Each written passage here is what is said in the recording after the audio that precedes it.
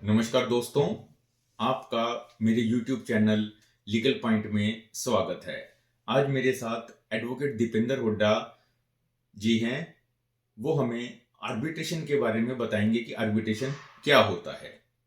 Advocate Dipendra Hooda supreme court में practice करते हैं, दिल्ली हाई कोर्ट में प्रैक्टिस करते हैं, NCLT में, कैट में प्रैक्टिस करते हैं। एडवोकेट दीपेंद्र हुड्डा जी, आपका स्वागत है मेरे YouTube चैनल में। दीपेंद्र हुड्डा जी, आर्बिट्रेशन ADR मैकेनिज्म का पार्ट है। आर्बिट्रेशन के अंदर 3 पार्टीज इन्वॉल्व होती हैं। 2 पार्टीज जिनके बीच में डिस्प्यूट होता है, एक तीसरी पार्टी जो उन दोनों पार्टीज के बीच के डिस्प्यूट को सॉल्व करती है, अपना डिसीजन देती है। तीसरी पार्टी का डिसीजन दोनों पार्टीज पर बाइंडिंग होता है। दीपेंद्र जी, आर्बिट्रेशन 2 प्रकार का होता है, ad hoc arbitration, institutional arbitration. Deependra ji, ad hoc arbitration और इंस्टीट्यूशनल आर्बिट्रेशन में क्या डिफरेंस होता है, आप बताएंगे? एडहॉक आर्बिट्रेशन वो आर्बिट्रेशन होती है जिसमें पार्टीज आपस में ही डिसाइड करती हैं, लाइक फीस वगैरह, मैकेनिज्म वगैरह। Institutional arbitration is govern by, decided by and processed by institutions basically, जिसमें पार्टीज, ठीक है, they will refer their disputes, but it is the institution which has to decide the arbitrator and fee of the arbitrator. तो basic difference यही है कि वहाँ पे सिर्फ पार्टीज अपनी कंसेंट से करती है, वहाँ पे एक इंस्टीट्यूशन गवर्न करता है। दीपेंद्र जी, आर्बिट्रेशन प्रोसीडिंग कितने दिन चल सकती हैं? क्या आर्बिट्रेशन अपनी मर्जी से आर्बिट्रेशन प्रोसीडिंग को कई साल चला सकता है? नहीं, इसका भी एक स्पेसिफिक टाइम पीरियड होता है। पार्टीज प्लीडिंग्स पूरी करती हैं। प्लीडिंग्स होती हैं बेसिकली आपका क्लेम, जो पार्टी क्लेम कर रही है, दूसरी पार्टी का रिप्लाई, इसको बेसिकली हम प्लीडिंग्स बोलते हैं। तो प्लीडिंग्स कंप्लीट होने के बाद 1 साल तक का प्रोविजन है। 1 साल में अगर हो जाता है पूरा तो ठीक है, और अगर 1 साल में पूरा हो जाता है तो even the arbitrator is entitled to some additional fee, right.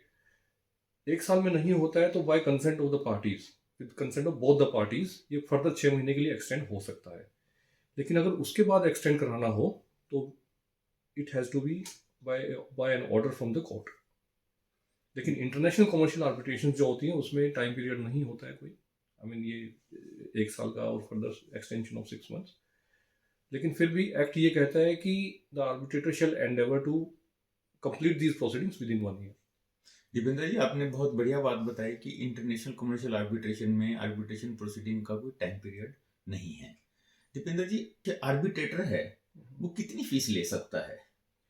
देखिए, आर्बिट्रेटर की फी जो होती है वो डिसाइड भी आर्बिट्रेशन एक्ट में ही लिखा हुआ है। It is govern by schedule 4। और जो टोटल अमाउंट होता है क्लेम का और काउंटर क्लेम्स का, उस टोटल अमाउंट पे शेड्यूल 4 के हिसाब से फीस डिसाइड होती है आर्बिट्रेटर की। दीपेंद्र जी, कई बार जब हम एग्रीमेंट बनाते हैं उसमें ये लिखा होता है कि in the case of any dispute arises between the parties, dispute will be solved by the sole arbitrator. एक डिस्प्यूट हो गया और दूसरी पार्टी आर्बिट्रेटर को अपॉइंट करने में डिले कर रही है, आनाकानी कर रही है, क्या हम कोर्ट की मदद ले सकते हैं आर्बिट्रेटर को अपॉइंट करने में? जी हाँ, अगर पार्टी दूसरी साइड अगर आर्बिट्रेटर अपॉइंट करने में इच्छुक नहीं है, कंसेंट नहीं दे रही है, या तो there is a provision under section 11, we can approach the honourable high court and for appointment of an arbitrator, और हाई कोर्ट अपॉइंट कर सकते हैं। आर्बिट्रेशन प्रोसीडिंग पार्टीज के बीच में चलने वाली है। एक पार्टी को डाउट है कि दूसरी पार्टी डिस्प्यूटेड प्रॉपर्टी का नुकसान कर सकती है। क्या उस सिचुएशन में हम कोर्ट की मदद ले सकते हैं और क्या मदद ले सकते हैं? कोर्ट हमारी क्या मदद कर सकती है? देखिए, अगर कोई एप्रीहेंशन है कि प्रॉपर्टी, डिस्प्यूटेड प्रॉपर्टी या डिस्प्यूटेड अमाउंट के ऊपर दूसरी पार्टी कुछ थर्ड पार्टी राइट्स या कुछ और प्रॉब्लम क्रिएट कर सकती है किसी पार्टी के लिए, तो there is a provision till the time the arbitration proceedings they don't start, there is a provision under section 9 to seek interim injunction और interim relief from the court. वो कर सकते हैं। लेकिन once arbitrator has been appointed and arbitration proceedings they start, Then there is provision under section 17. Then you cannot approach under section 9 because arbitrator has jurisdiction under section 17 for any interim measure. Deependra ji, कानून ये कहता है कि हम arbitral award की कहीं appeal file नहीं कर सकते। अब ऐसा तो है नहीं कि कोई पार्टी किसी अवार्ड से खुश ना हो या अवार्ड में कोई कमी रह गई हो। हम क्या कोर्ट में आर्बिट्रल अवार्ड को चैलेंज कर सकते हैं? वो आधार कौन कौन से हैं आर्बिट्रल अवार्ड को चैलेंज करने के? देखिए, प्रोविजन ऐसा तो कुछ है नहीं कि कोई प्रोविजन कहीं पे एग्जिस्ट ही ना करता हो। प्रोविजन है, उसको अपील नहीं बोलते, लेकिन yes, it can be challenge under section 34। There are certain limited grounds. ऐसा नहीं है कि कैसा भी अवार्ड हो आप चैलेंज कर दोगे। There are certain limited grounds on which it can be challenged, but yes, you need to approach the court under section 34।